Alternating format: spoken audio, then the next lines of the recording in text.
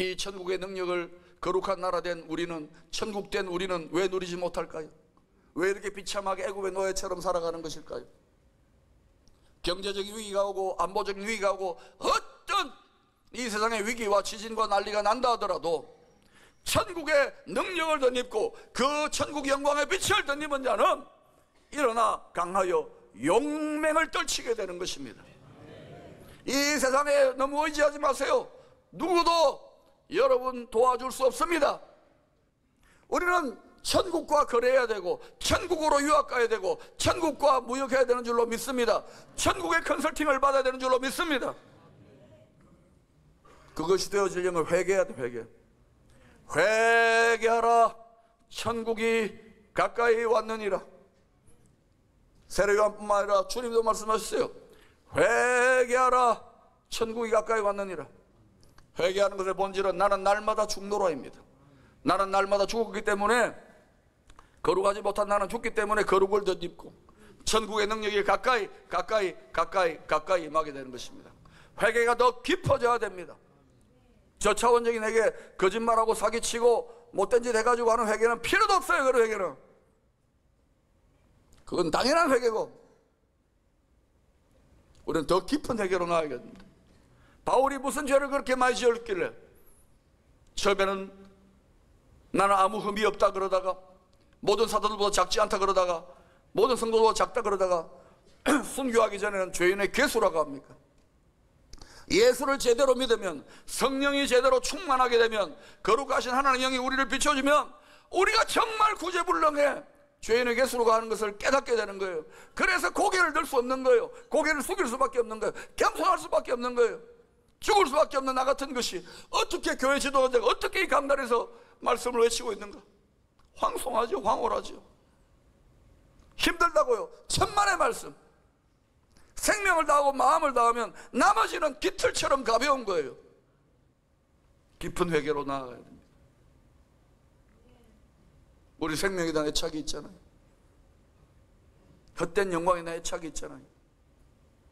다 내려놓고 깊은 회개로. 평양 장대현 교회의 위대한 부흥도 회개 역사였다는 것을 기억하십시오. 깊은 회개로 나아가야 돼요. 눈 가리고 아웅하는 것이 아닙니다. 회개는 전향입니다. 전 존재 이전입니다. 나라를 바꾸는 것입니다.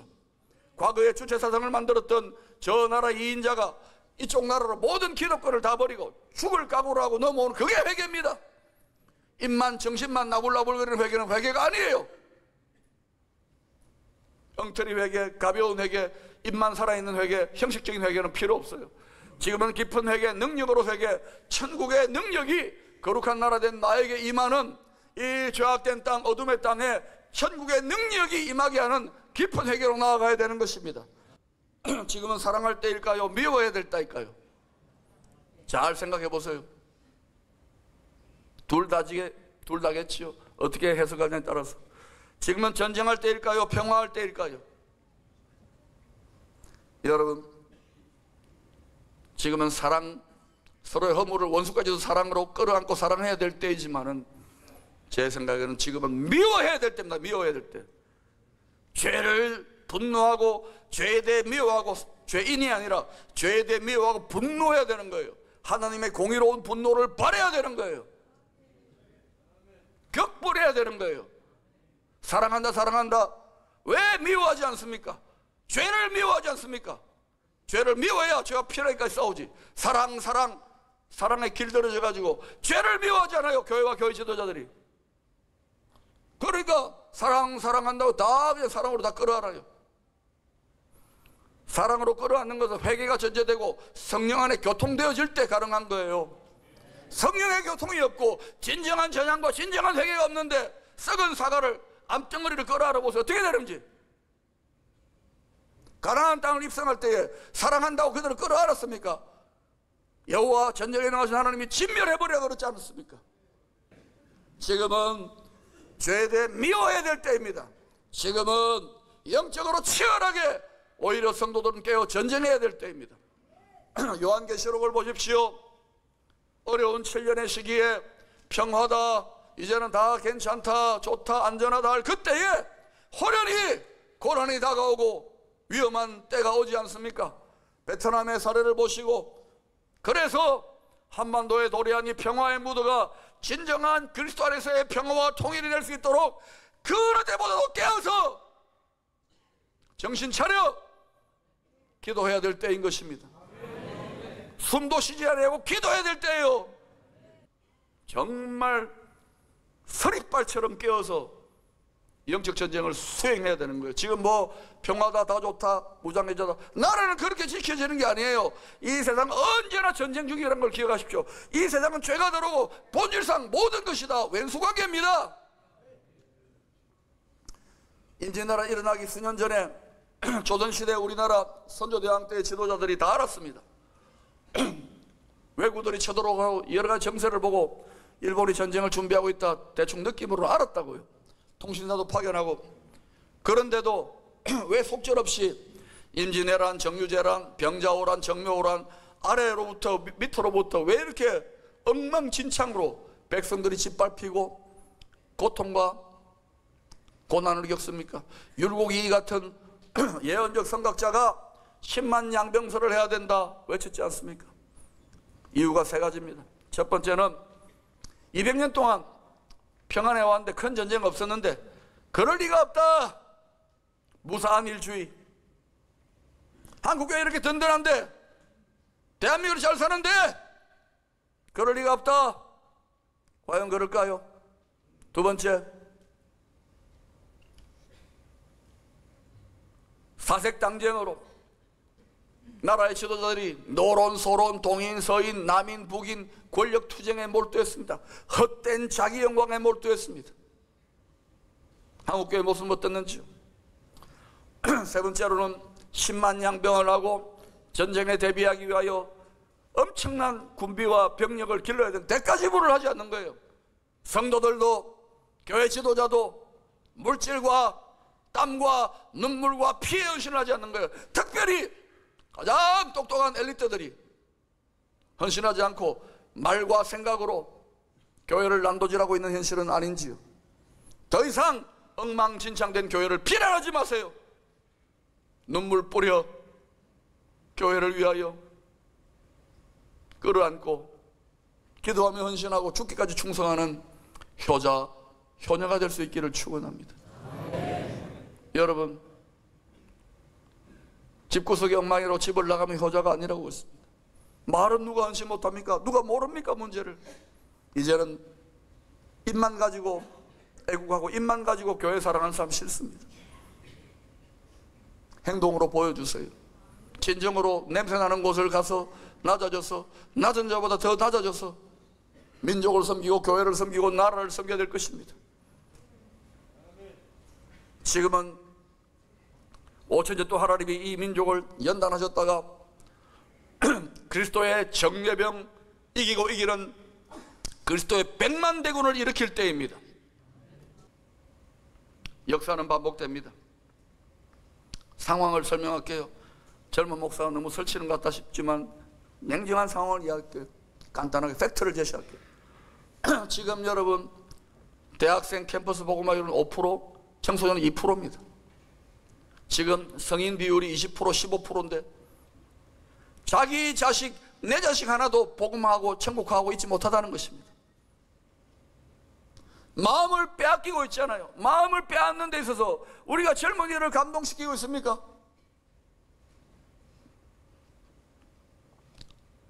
학생 주인같이 설교하고 꼰대가 되어가고 있는 건 아닙니까? 존경합니까? 그들이 감동하면 마음을 우리에게 바칩니까? 그 아이들은 진짜 백이 예수, 진짜 예수를 원하는 거예요. 생명 다해, 마음 다해, 힘을 다해, 뜻을 다해 그들을 위해 죽기까지 사랑하고 품는 그러한 모델을 보기를 원하는 거예요. 그들의 앞모습에 뒷모습을 보고 따라오는 것입니다. 교회가 저 안에 이러고 따라하는 거 아닙니까? 오히려 엉뚱한 인본주의자들이 오히려 더 매력이 있고 하나님 없는 유토피아를 주장하는 자들이 죽기까지 헛된 영광을 위해 추구하니까, 헛된 이념을 위해 추구하니까 거기에다 아이들이 마음을 빼앗기고 있지 않습니까? 그런데도 우리는 말씀대로 살지 않잖아요. 2% 5%입니다. 말씀드린 대로 저나 우리 장로님들은 그렁저렁 살다가 하다가 천국 가겠죠. 이 아이들은 전혀 다른 세대, 다음 세대가 아닙니다. 다른 세대, 하나님을 모르는 세대가 될 수 있는 거예요. 여호수아 시대의 위대한 전쟁의 시대에서 전쟁을 모르는 세대, 영적 전쟁을 모르는 세대들이 하나님을 모르는 사사 시대로 전락할 것이 눈에 불을 보듯이 뻔한데, 저는 한 30년쯤 그렇게 될 줄 알았는데 지금 교계 밑바닥을 깊이, 한반도 상황을 깊이 들여다보니까 10년만 지나면 다 망하겠어요. 아이고 너무 그러지 마십시오. 아닙니다. 영국을 보세요. 영국을, 구라파를 보세요. 구라파를. 왜 그들이 망했느냐고요? 다음 세대의 마음을 빼앗기는 것뿐만 아니라 탐심을 자극하는 아주 교활함. 지금 우리가 싸우고 있는 영적 전쟁은요 굉장히 교활합니다. 우는 사자, 이리 때 같으면은요 핵미사일의 테러범 같으면 다 긴장합니다. 그런데 지금은 여러분 포도원을 허무는 작은 여우떼와 싸우고 있는 거예요. 여우떼. 귀엽습니다. 팍시. 야시 같단 말입니다. 귀여워요. 야시 같다 이러잖아요. 귀엽고. 그러나 여러분 이것이 포도원을 허무는 작은 여우떼들이에요. 여우떼들. 포도원에 꽃이 피었는데 포도원을 허무는 작은 여우떼들을 잡아라. 그러자 잡아라. 지금이 바로 그때인 거예요. 그 여우떼 중에 가장 한국교회가 포도원을 다시 세우는 진돗개 떼처럼 물고 늘어져야 할 게 뭐냐?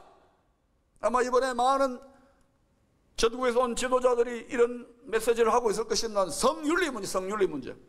동성애, 성평등법, 또 뭐 여러 가지 차별금지법, 낙태, 간음, 여러 가지 이슈들. 여러분 20세기에는 붉은 피 흘리는 공산 프로레타리아 혁명이었어요. 사회주의 혁명이었어요.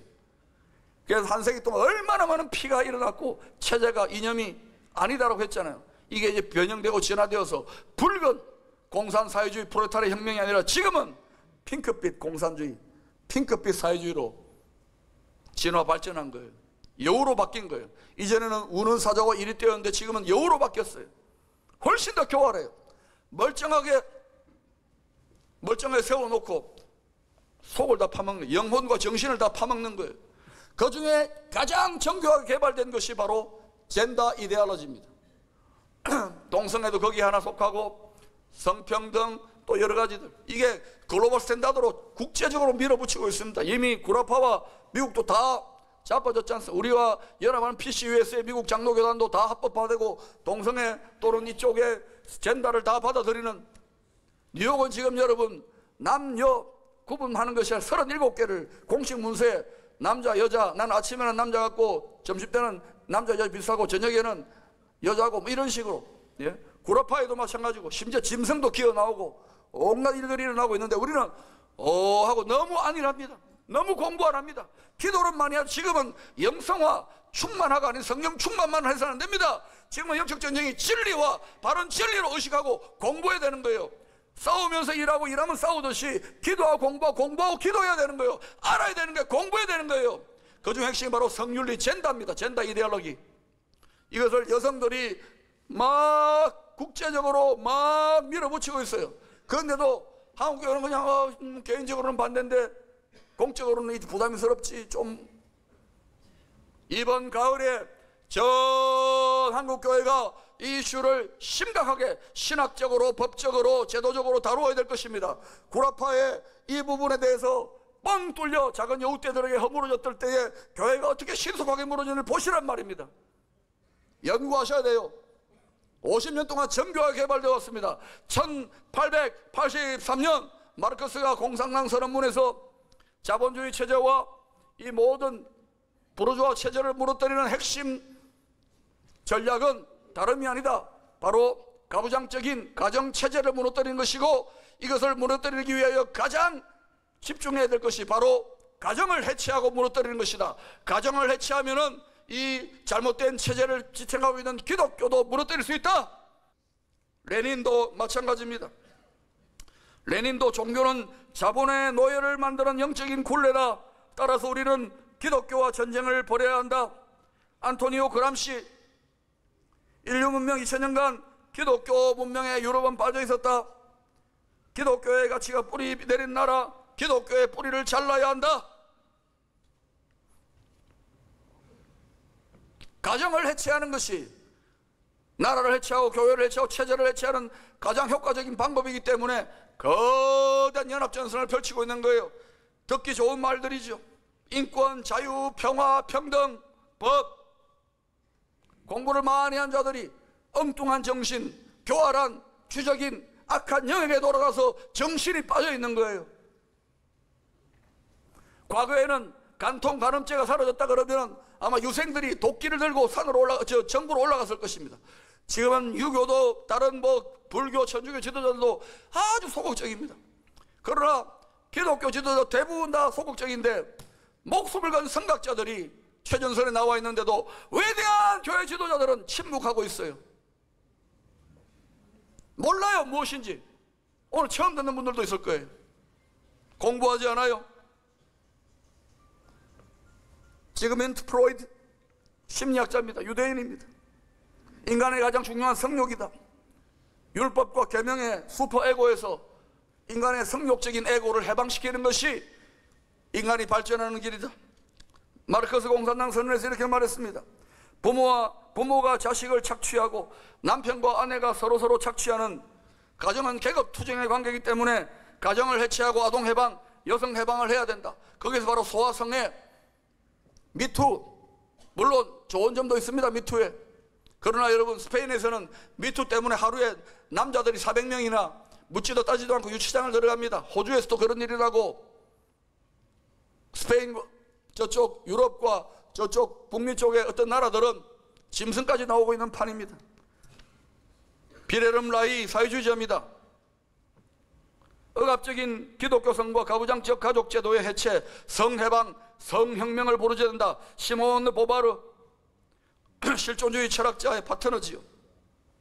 임신은 가정의 노예가 되는 길이다. 태아는 기생생놀이고 살덩어리다. 여성들을 임신과 출산도 해방시켜라. 낙태를 정당화해라. 성의 자유를 부르짖어라. 허버트 마르쿠제, 사람의 그 사람이 에로스를 짓누르는 것이 전쟁이다. 쾌락을 추구하는 것이 오히려 사회 안정에 좋다. 여러분 잘 아는 마오,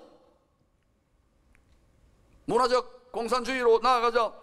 네오막시즘, 가정을 해체시키지 않았고 정신적인 것들에 대한 혁명을 일으키지 못한 것을 반성하면서 정신을 변화시키기 위하여 교묘하게 좋은 말들, 인권, 평등, 민주, 자유, 섬김, 정의, 보호, 이런 말들로 곳곳에 침투하되 특히 교회에 침투하라.